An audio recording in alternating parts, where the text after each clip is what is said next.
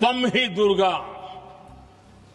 दश प्रहरण धारिणी कमला कमलदल विहारिणी वाणी विद्या दायिनी नमामि त्वां नमामि कमलां अमलां अतुलां सुजलां सुफलां मातरं वन्दे मातरम्. ബങ്കിം ചന്ദ്ര ചതോപാധ്യായ 1882 രചിച്ച ആനന്ദമഠം എന്ന നോവലിലെ വന്ദേ മാതരം ഇന്ത്യക്ക് വെറുമൊരു ഗാനമായിരുന്നില്ല. അത് ഇന്ത്യൻ സ്വാതന്ത്ര്യ സമരത്തിന്റെ മന്ത്രമായിരുന്നു. അത് ഭാരതത്തെ കേവലമൊരു ഭൂപ്രദേശം എന്നതിലുപരി ജീവസുറ്റ ഒരു മാതാവായി ആവിഷ്കരിച്ചു. ലക്ഷക്കണക്കിന് ഭാരതീയരിൽ ഈ ഗാനം പകർന്നു നൽകിയ ധീരത ചെറുതല്ല. 1905 ബംഗാൾ വിഭജന കാലത്ത് ബ്രിട്ടീഷ് ഭരണത്തിനെതിരെയുള്ള പ്രതിരോധത്തിന്റെ യുദ്ധഘോഷമായി വന്ദേമാതരം മാറി.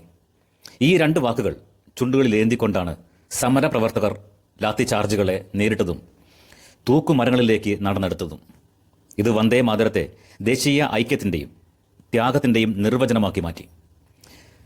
ബ്രിട്ടീഷ് പോലീസിന്റെ വെടിയുണ്ടകൾ ഒന്നിനു പുറകെ ഒന്നായി ശരീരത്തിൽ തറച്ചിട്ടും ത്രിവർണ്ണ പതാക നെഞ്ചോട് ചേർത്ത് പിടിച്ച് അവസാന ശ്വാസം വരെ വന്ദേ മാതരം എന്ന് ഉരുവിട്ടുകൊണ്ടിരുന്ന 73 വയസ്സുകാരിയായ ധീര സ്വാതന്ത്ര്യ സമര സേനാനി മാതംഗിനി ഹസ്ര തൂക്കുമരത്തിന്റെ നിഴലിൽ നിൽക്കുമ്പോഴും ഭയമില്ലാതെ വന്ദേ മാതരം എന്ന് ഉച്ചത്തിൽ വിളിച്ചു പറഞ്ഞ ഖുദിറാം ബോസ്, അഷ്ഫാഖുള്ള ഖാൻ, രാംപ്രസാദ് ബിസ്മിൽ, സൂര്യസെൻ തുടങ്ങിയ ഐതിഹാസിക വിപ്ലവകാരികൾ ഈ ഗാനത്തിന്റെ ശക്തിക്ക് അടിവരയിടുന്നു.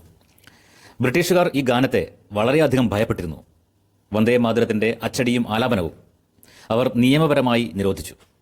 ഈ നിയമത്തെ ധീരമായി ലംഘിച്ച കൊച്ചുകുട്ടികളെപ്പോലും ബ്രിട്ടീഷുകാർ ചാട്ടവാറുകൊണ്ട് അടിച്ചു, ജയിലിലടച്ചു.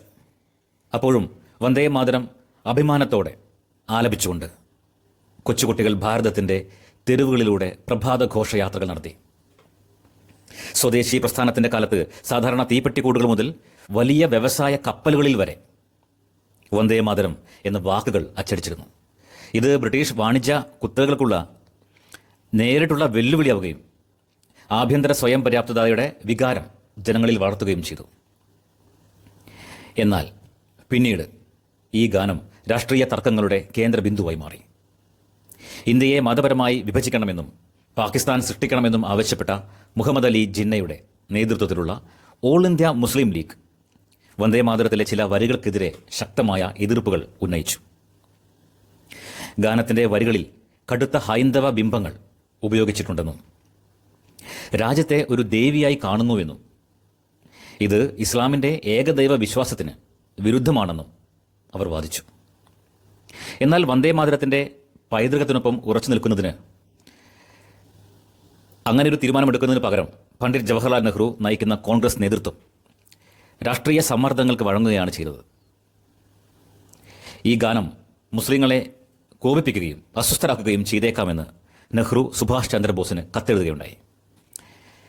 ജിന്നയുടെ എതിർപ്പുകൾ വന്ന് 5 ദിവസത്തിനുള്ളിൽ കോൺഗ്രസ് ഈ ഗാനത്തെ പഠിക്കുന്നതിനായി ഒരു സമിതിയെ നിയോഗിച്ചു. ഒടുവിൽ 1937 കോൺഗ്രസ് സമ്മർദ്ദങ്ങൾക്ക് പൂർണ്ണമായും കീഴടങ്ങുകയും ഗാനത്തിന്റെ പല വരികളും ഒഴിവാക്കാൻ തീരുമാനിക്കുകയും ചെയ്തു.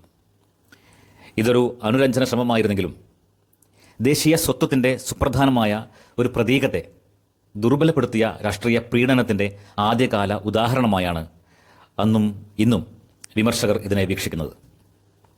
ആധുനിക ഇന്ത്യയിൽ ഈ ഗാനത്തിന് അർഹമായ ആദരവ് ഉറപ്പാക്കുന്നതിനായി പ്രധാന ഔദ്യോഗിക ചടങ്ങുകളിലും വിദ്യാഭ്യാസ സ്ഥാപനങ്ങളിലും സർക്കാർ പരിപാടികളിലും വന്ദേ മാതരം അതിൻ്റെ പൂർണ്ണ രൂപത്തിൽ തന്നെ ആലപിക്കണമെന്ന് 2026 സർക്കാർ ഉത്തരവിറക്കി.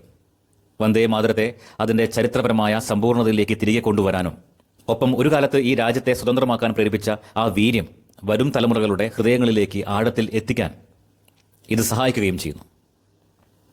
നമസ്കാരം.